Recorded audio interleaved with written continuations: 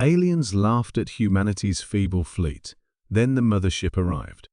Supreme Commander Vrax of the Hegemony Armada stood on the command deck of his flagship, mandibles clicking with amusement as he surveyed the pitiful Earth Defense Force arrayed against his invasion fleet. 57 vessels of various sizes and designs, clearly cobbled together from different nations and corporations, floated in loose formation near the orbit of Earth's moon. "Is this truly all they can muster?" he asked, his translator converting his chittering speech to the standard galactic tongue for his diverse bridge crew. "Our intelligence indicated they were a fractious species, but this is beyond pathetic." Strategic Officer Krell manipulated the holographic display, zooming in on the Earth vessels. "The humans have only achieved spaceflight within the last century, Supreme Commander. Their military capabilities are limited primarily to their planetary surface. And yet, they rejected our generous offer of vassalage." Vrax's compound eyes gleamed with cruel humor. A species should know its place in the galactic hierarchy. The hegemony had encountered thousands of species in its relentless expansion across the galaxy. Most surrendered immediately upon seeing the overwhelming might of a hegemony battle fleet. Those that resisted were made examples of their military forces obliterated, their populations subjugated, their resources harvested to fuel further conquest. "Open a channel to their flagship," Vrax ordered. "I wish to give them one final chance to surrender before we begin the cleansing." The main view screen flickered to life, revealing a human female in a crisp blue uniform adorned with gold insignia.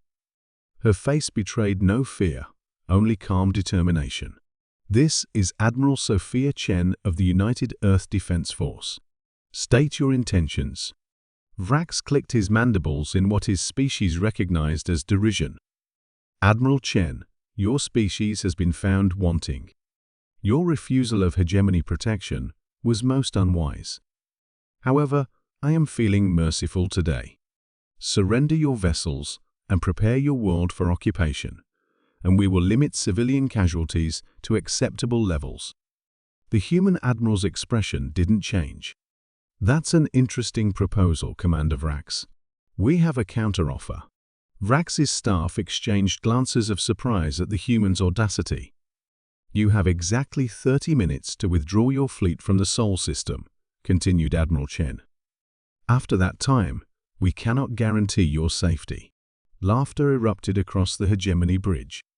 Even Vrax's carapace vibrated with mirth. Laughter erupted across the hegemony bridge. Even Vrax's carapace vibrated with mirth. "You threaten us with your pitiful collection of primitive vessels. Perhaps we overestimated your species' intelligence." He gestured to his weapons officer. "Target their flagship. Let's demonstrate our—" "Supreme Commander," interrupted Krell, his voice tight with sudden concern. "We're detecting a massive gravitational anomaly beyond the human fleet." The laughter died as the sensor readings appeared on the tactical display. Something was distorting space itself, creating a ripple effect that their sensors struggled to analyze. "Some kind of weapon?" Vrax demanded. Before Krell could respond, space seemed to fold inward at the anomaly's center. A massive object began to emerge not through conventional propulsion, but as if reality itself was parting to allow its passage. "By the first egg," whispered Krell. "It's enormous." The object that materialized dwarfed everything in the vicinity, a vessel so massive that it made the hegemony flagship look like a toy's.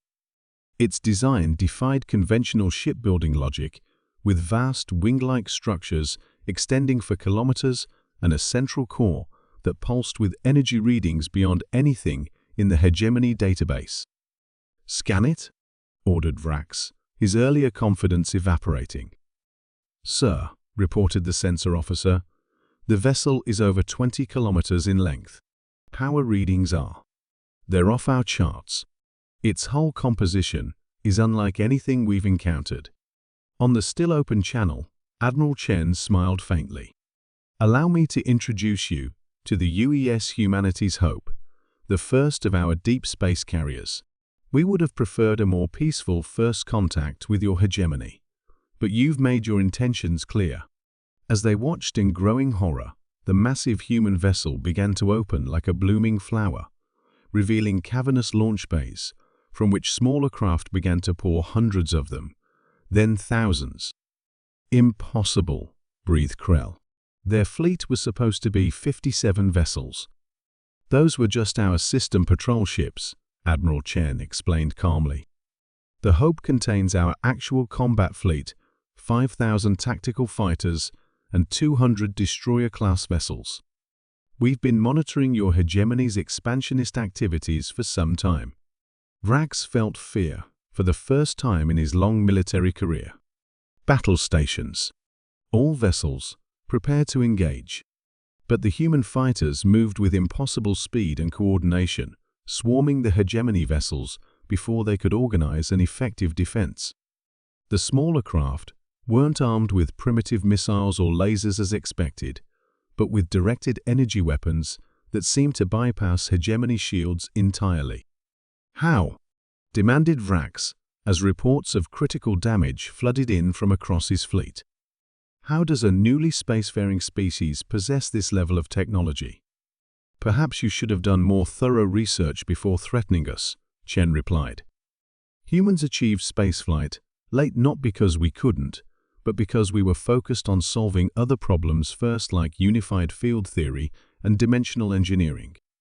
On the tactical display, Vrax watched in disbelief as the massive human carrier began to generate what appeared to be localized gravitational distortions, creating shearing forces that tore apart 3 hegemony cruisers without firing a single conventional weapon.